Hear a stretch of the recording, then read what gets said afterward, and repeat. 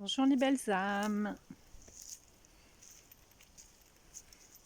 Je suis dans une autre forêt pour changer un peu des traditions. Alors aujourd'hui, je vais vous parler de la réconciliation avec une partie de son corps. En fait, je vais vous partager un échange que j'ai eu avec une cliente. Et ça a été très enrichissant pour moi et pour elle. Alors, en fait, cette cliente est arrivée chez moi et nous avons travaillé sur le sac à dos émotionnel. Beaucoup de choses qu'elle porte sur elle. Et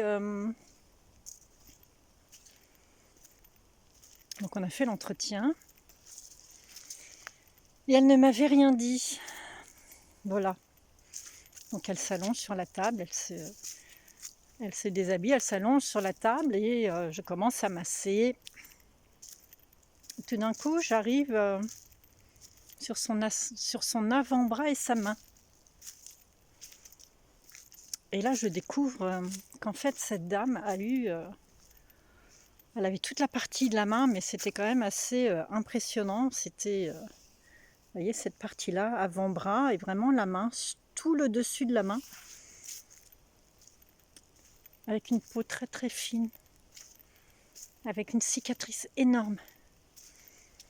Et on voyait une peau très très fine, donc vous imaginez ce que l'on peut voir en dessous. Du coup, j'ai pas trop osé masser dessus parce que voilà, moi j'ai été brûlée sur un des deux pieds. Je sais qu'une peau très fine, faut faire très attention. Donc j'ai à peine effleuré la peau. J'ai envoyé plein d'amour, plein d'énergie. Et voilà, je ne l'ai pas embêtée, elle était en mode détente. Et après la séance, je lui demande si elle veut bien m'expliquer ce qu'il s'est passé pour avoir une telle empreinte au niveau de son avant-bras et de sa main. Et elle m'explique en fait qu'elle a eu un très très grave accident et qu'elle avait failli perdre ce bras. Et donc ça datait il y a 10 ans, 15 ans, c'était vraiment très ancien. Donc je lui demande si elle a déjà travaillé sur cette thématique émotionnelle parce que le corps a quand même vécu quelque chose de très impactant avec une énorme cicatrice. Il y a eu greffe de peau. Donc voilà, c'était quand même très intense, une grande greffe. On lui a pris une partie de peau au niveau de la cuisse et on lui a mis sur l'avant-bras et la main. Donc elle m'explique que oui, voilà, sur l'accident et tout. Et elle me dit, mais vous savez, j'en parle jamais, je n'aime pas ma main. Je n'aime pas ma main. Donc, en fait, moi, quand on n'aime pas une partie de son corps, et ça c'est dans tout en fait, quand il y a quelque chose que l'on n'aime pas, je me suis toujours dit depuis que je suis assez jeune, qu'il fallait aller découvrir ce que l'on n'aimait pas en fait, arriver à le contrecarrer pour voir et comprendre pourquoi, et que peut-être du coup ça enclenche un processus de guérison, de réconciliation avec cette partie du corps ou une thématique ou peu importe. Donc elle me dit qu'elle n'aime plus sa main et donc je l'invite à regarder sa main. Donc elle avait beaucoup de mal. Elle m'expliquait que quand elle sortait, en fait, elle mettait un peu comme une attelle dessus pour éviter justement que les gens regardent, parce que c'est quand même... moi, dans mon cabinet, faisait mi-ombre, donc je ne voyais pas, mais c'est vrai qu'on le voyait quand même beaucoup. Donc elle mettait souvent une attelle, une protection. Donc je lui demande de la regarder et je l'invite régulièrement à se masser chez elle. Juste une petite caresse et tout dessus et lui parler à cet avant-bras, parler à sa main en lui expliquant l'histoire qu'elle a vécu un accident, qu'elle n'a pas trop bien accepté cette greffe, qu'elle a rejeté sa main et son avant-bras et que si elle pouvait s'excuser auprès de sa main et de son avant-bras, le pardon. Donc voilà, je l'invite à le faire et voilà, après, moi j'invite toujours des personnes à faire certaines choses. Après, vous êtes tous libres de faire ce que vous voulez. Et tout est juste. Et si c'est pas aujourd'hui, ça sera demain. Et si c'est pas demain, ça sera dans 1 an ou dans 10 ans ou pas. Donc voilà, la séance, 1 mois après, elle revient et donc je viens pas tout de suite lui parler de sa main. Donc je la masse et tout. Et puis là, je la masse un petit peu plus. Moi déjà, j'étais un peu plus à l'aise. Et voilà. Et puis après la séance, donc je lui demande les interactions qu'elle a ressenties et comment elle se sent mieux, si elle se sentait mieux avec sa main. Et elle me disait, bah écoutez Hélène, oui effectivement, j'arrive à la regarder, j'arrive à la masser de temps en temps. Et voilà. Et au fil des séances, elle a continué, hein, tous les mois, au fil des séances, elle venait. Et au fil des séances, elle me disait, mais c'est fou Hélène, en fait, maintenant j'ai plus besoin de me cacher. J'ai plus besoin de me cacher, j'ai accepté cette main comme elle était. Et c'était un vrai bonheur pour elle de ne plus avoir besoin de mettre son attelle ou son bandage.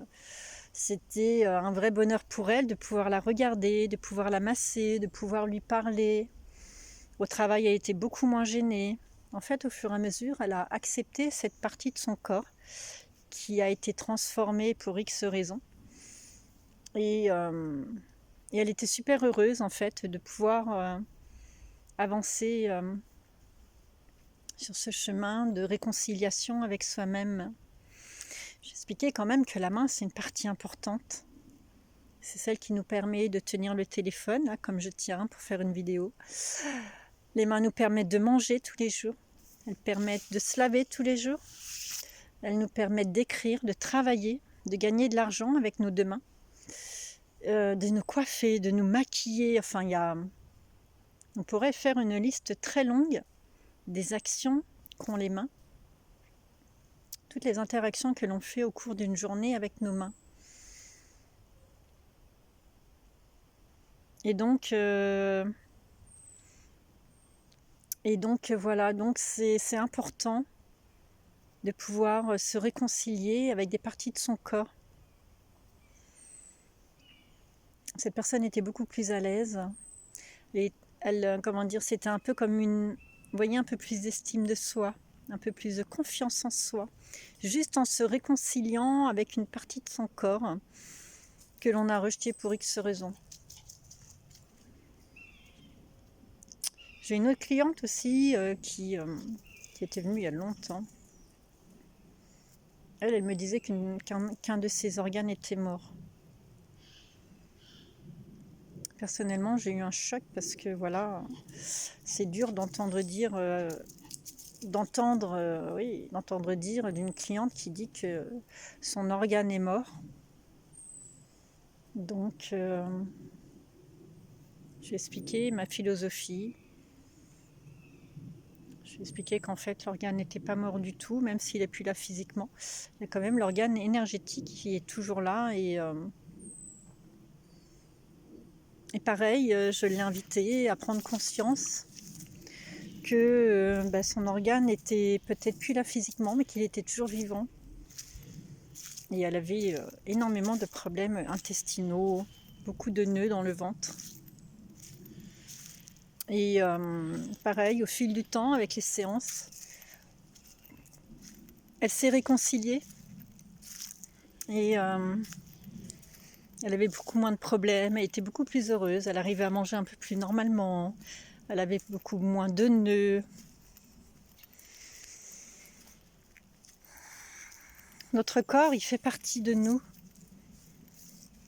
Il a des fois des maladies, il a des fois des maux, MAUX. Il y a parfois des parties de notre corps qui sont impactées. Et et tant bien que mal, nous devons arriver à accepter ces transformations physiques dans notre corps physique, dans la matière, pour avancer différemment sur notre chemin. Alors je dis pas que c'est facile, pas du tout, mais maintenant vous me connaissez. Je dis jamais que c'est facile. Je dis toujours que c'est un chemin de réconciliation avec soi-même, M'-A-I-M-E. Et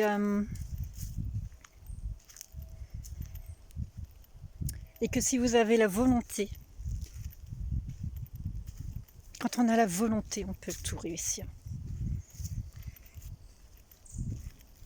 Il y a des handicapés, pour regarder les Jeux Olympiques handicapés, il y a des gens qui n'ont plus de bras, il y a des gens qui n'ont plus de jambes, il y a des gens qui sont en fauteuil roulant toute leur vie et qui déploient une force intérieure dans le sport, dans d'autres disciplines.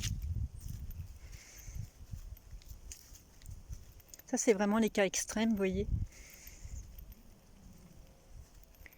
Et quand on a une petite thématique au niveau de notre corps physique, c'est bien de pouvoir se réconcilier avec soi. Apprendre à s'aimer, c'est ça. Apprendre à s'aimer, c'est apprendre vraiment à aimer son corps. Regardez-moi ça, comme c'est joli là-bas en face. Sur le chemin, là. C'est super beau.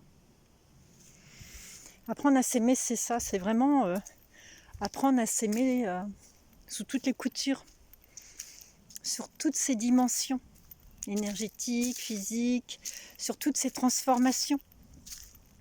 Quand on est bébé, quand on est ado. Après on est adulte, après on vieillit. Et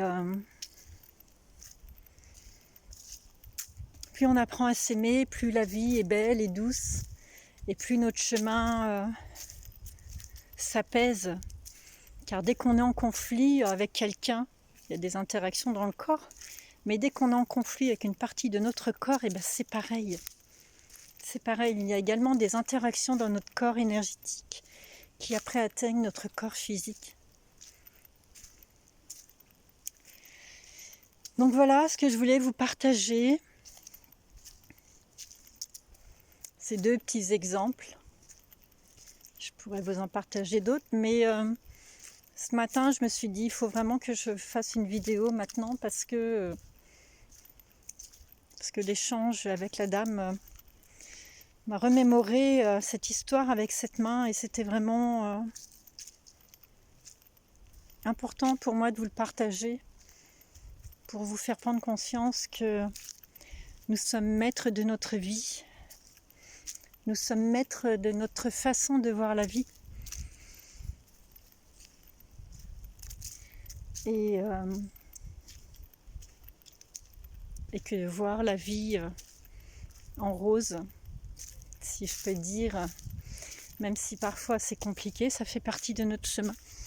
Parfois il faut aller chercher l'ombre pour déployer sa lumière.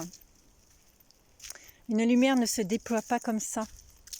Il y a toujours, nous avons de l'ombre et de la lumière à l'intérieur de nous et cette part d'ombre, en fait, faut pas avoir peur d'aller la chercher.